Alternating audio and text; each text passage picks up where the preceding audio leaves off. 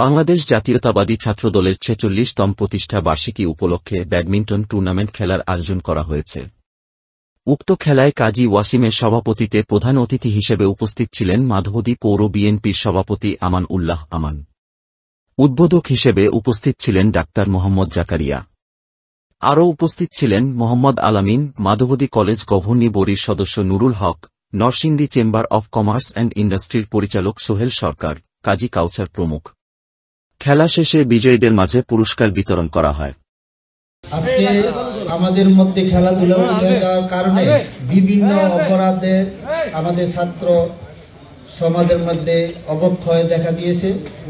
তাই আমি ছাত্রদলের ছোট ভাইদের কাছে অনুরোধ করব, তোমরা খেলাধুলার প্রচলনটা আরো ব্যাপকভাবে চালু করো, যাতে আমাদের এই